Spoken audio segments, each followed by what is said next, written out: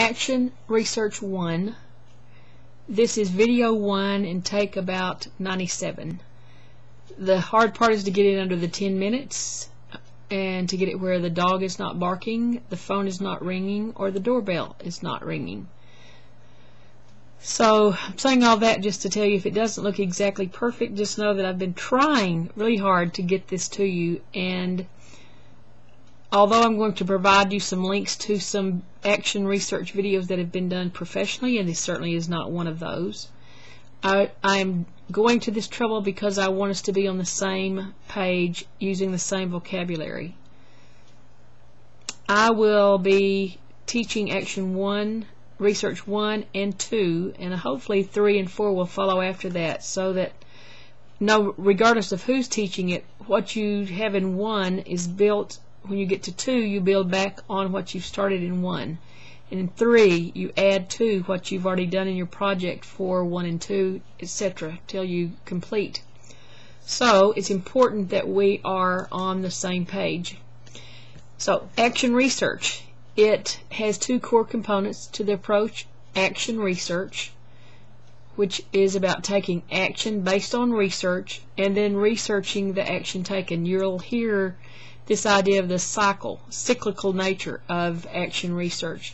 It's used to enhance everyday work practices, to resolve specific problems, to develop special projects and programs. It's based on the premise that what is happening there in that local setting is not necessarily the same as what as a researcher would see if they were using some complex quantitative or qualitative research method that could be said to be true for all over the state or the nation or the world. We're talking about something specifically in your classroom, something you're concerned about. We'll talk about questions later. Good teachers have been engaged in a form of action research for a long time, just calling it something different. It's reflection. We talk at LaTerna about being a reflective teacher, in that you reflect after you've instructed on a specific thing that you think about. Is there something I could do that I could improve on? What was good? What would I throw out? What do I just need to tweak? That is a key component of action research, but action research is more than reflection. It emphasizes a systematic research approach, again through that cyclical in nature, alternating between action and research, and then you refine your methods and your interpretations based on your understanding, and that leads you then into more action and more reflections. You'll see several different versions of that, and remember, in your PowerPoint you are required to have a graphic representation, and you'll see several possibilities of that. 3 main characteristics of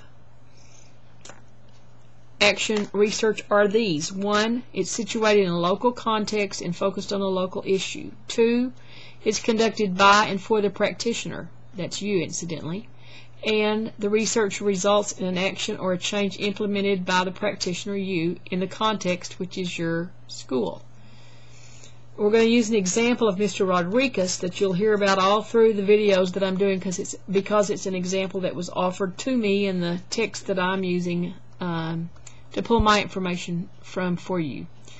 Mr. Rodriguez teaches in a middle school alternative school attended by students who are not successful in their regular school setting. He's noticed that in his class the students are bored, unmotivated, and their grades are terrible.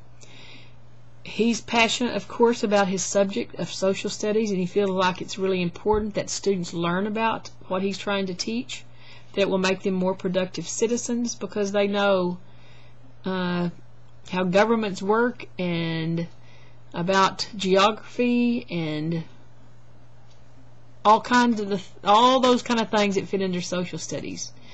So he believes that he can figure out a way to help students learn better in his class, to be more motivated, and just to make it be where what he's trying to accomplish as a teacher happens in a successful way for the students.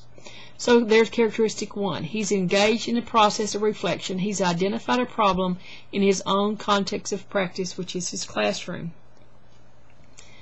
He decides to keep a journal for 2 weeks, which is journaling. You may hear it called teacher diary, but journaling is what you'll be doing also as part of your class assignments. He decides to journal for 2 weeks to note his observations about student behavior. He also develops an interview protocol, which he found by exploring online. Protocol meaning a set of questions that he asks all of the students. He conducts a series of interviews with the students, asking them to talk about times when they liked learning, times when they did not. Ask them about school experiences, especially in social studies. And by doing this, he's going into that next part of research. He's conducting his own research for his own purposes to improve his own teaching. He reviews his findings in light of the literature, which is part of your assignment for Project 1, also in that literature review. And he concludes from all that he's read about that a specific change he might make in his teaching strategies is to maybe use more project-based group work. He's going to see if that would make a difference. He implements those teaching strategies, gathers additional evidence, including a review of student performance. That's where kind of the quantitative, the numbers come in, to determine where the strategy worked. He continues his journaling to determine whether he observed differences in student behavior, because that was part of what he was trying to improve. And then based on these findings, he continues to make decisions about his practice, which is characteristic 3. He implements changes in his classroom based on the findings, and then it keeps going on and on. We'll hear more about Mr. Rodriguez as we go forward.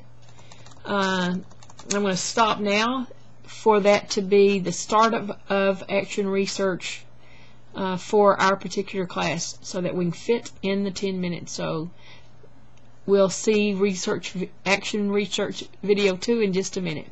Thanks.